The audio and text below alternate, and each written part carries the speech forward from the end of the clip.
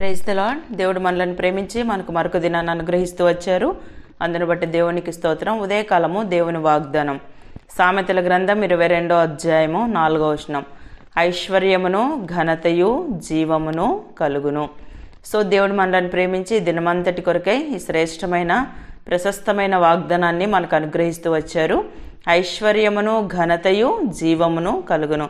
ఉదయకాలం దేవుడు ఐశ్వర్యము ఘనత జీవమును కలుగునని వాగ్దానం చేస్తున్నాడు అనమాట. సో ఇవన్నీ మనకు కలగాలంటే యెహోవా యందు భయభక్తులు కలిగి ఉండుట వినయమునకు ప్రతిఫలం. ఐశ్వర్యమును ఘనతయు జీవమును దాని వలన కలుగును. సో దేవుని యందు భయభక్తులు కలిగి ఉండుట ద్వారా సో మనము వినయులమై దేవుని యొక్క దృష్టిలో మనం తగ్గించుకోవటం ద్వారా మన జీవితంలో మనకు అవసరమైనవి దేవుడు అనుగ్రహించేటువంటి దేవుడు. సో అది ఐశ్వర్యమైన ఘనత అయినా జీవమైన గొప్పతనమైన ఏవైనా సరే సో దేవుని యందు మన భయభక్తులు కలిగి ఉంటే దేవుడే మనకి వీటన్నిటిని అనుగ్రహించేటువంటి వారుగా ఉంటారనమాట. సో దానికి బదులుగా మనము వేరువేరు విధానాల్లో మనం దేవుని అనుసరించకుండా సో మన ఆలోచన విషయంలో అయితేనేమి సో బుద్ధిహీనంగా మనము మూర్ఖ ప్రవర్తన సో మన జీవితంలో వెలువడుతూ వచ్చినప్పుడు వీటన్నిటిని మనము పొందలేం. అందుకే దేవుని యొక్క వాక్యం సెలవిచ్చిన రీతిగా తన్ను కాపాడుకున్నవాడు వాటికి దూరంగా ఉండును.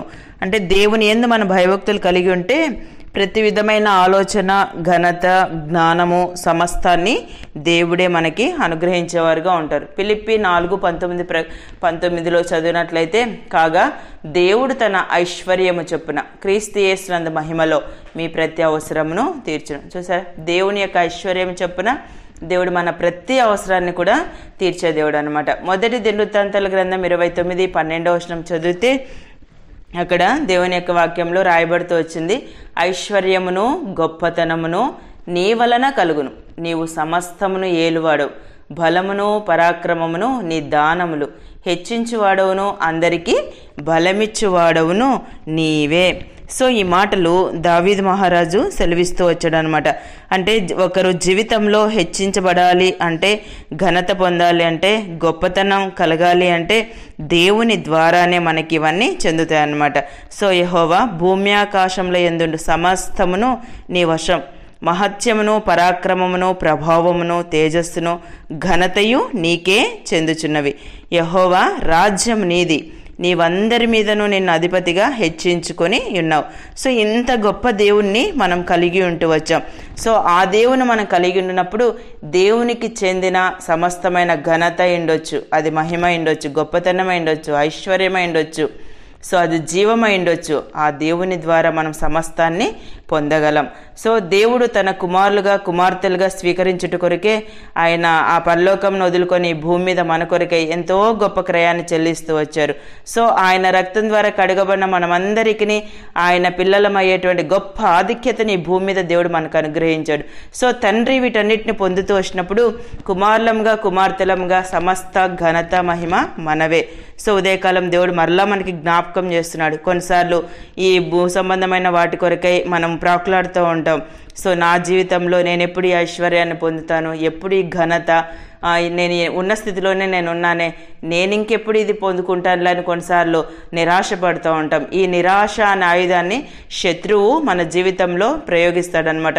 ఎప్పుడైతే మనం నిరాశకు లోనవుతామో సో దాన్నే శత్రువు అడ్వాన్స్గా తీసుకొని మనల్ని ఇంకా బలహీనపరుస్తాడు. మన జీవితంలో మనము దేవుని ద్వారా ఈ ఐశ్వర్యము ఘనత పొందాలంటే సో మనలో ఉన్న దేవుడు, మనం సేవిస్తున్నటువంటి దేవుడు, ఆ దేవుని యొక్క గొప్పతనాన్ని మనం ఎరిగినట్లయితే సో సమస్త ఘనత మహిమ ఐశ్వర్యము జీవం అన్నీ మనకే చెందుతాయి అన్నమాట. అది గ్రహిస్తూ వచ్చాడు దావీదు మహారాజు. అందుకే దేవుని యొక్క గొప్పతనాన్ని ఈ విధంగా వర్ణించినట్లుగా మనం దేవుని యొక్క వాక్యంలో చదువుతాం. సో ఐశ్వర్యము గొప్పతనమును నీ వలన కలుగును. సో దేవుని ద్వారానే ఇవన్నీ మనము పొందగలమని దావీదు గ్రహిస్తూ వచ్చాడు కదా. మనం దావీదు యొక్క జీవితం అంతా తెలుసు. సో గొర్రెల దొడ్డిలో ఉన్నటువంటి వ్యక్తిని దేవుడు తీసుకొని ఒక బలమైన గొప్ప రాజుగా తను నియమించినట్లుగా మనం వాక్యంలో చదువుతాం. రాజుగా ఉండే ఆధిక్యత మాత్రమే కాదు ఈ భూమి మీద. సో దేవునికి ఆయన హృదయానుసారుడుగా దేవుని యొక్క ఉద్దేశంలో నెరవేర్చిన వ్యక్తిగా మనం చూస్తున్నాం.